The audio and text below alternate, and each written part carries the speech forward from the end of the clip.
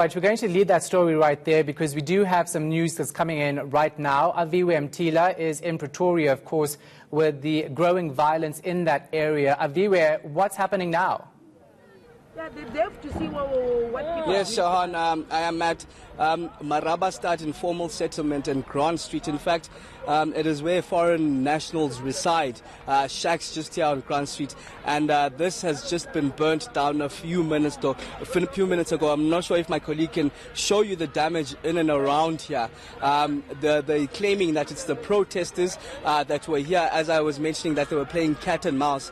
As they moved. This is one of the areas they moved to, and they burnt down. You can see the rebel here, and we just don't want to show children around here, but we do understand no one was harmed.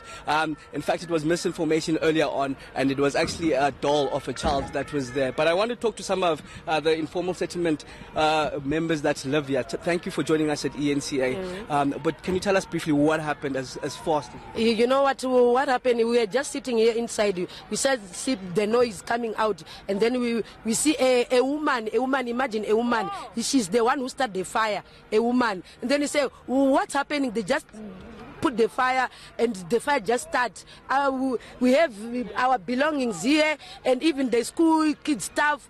They are going to school, everything is bent down. Even now, tomorrow, we don't even know our kids, what are we going to wearing tomorrow to go to school. You see, even this one, she's the survivor from the fire. We just don't want to show the picture of the child, but can you tell us, do you have a plan for tonight? The 6 months baby survived on the fire, and this one. I'm the one who take him in the fire inside of the house, of this house by that corner.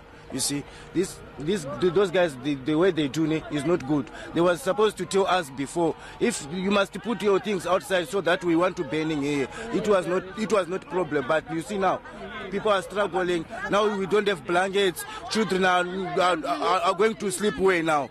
You see. And you know what the problem is? They were forcing us to talk who is selling nyaupe, and we told them we don't know the people who sell nyaupe. That was the problem, and they started throwing the stones, putting fire all around, and they wanted to beat other people. It was so irritable. Sean, that's the situation here at these informal settlements, and I can tell you the number of children here, very young children that are basically disillusioned now. I'm sure even sleeping tonight will be quite a problem. Yeah, so where are police? I'm sure the community would want assistance with that, especially since they say they were attacked and they did nothing wrong.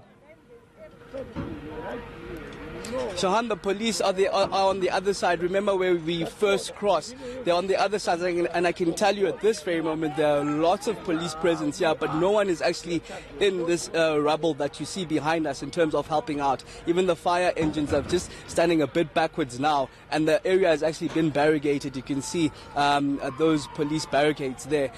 So it's not quite sure what will happen. It seems to me like these people have been left to fend for themselves, basically. Yeah, it really is a scene that is quite shocking. You were hearing stories of a man running into a shack to save a 6-month-old baby. Of course, those residents accusing protesters of setting that informal settlement alight. Again, updates on this story throughout the evening right here on ENCA.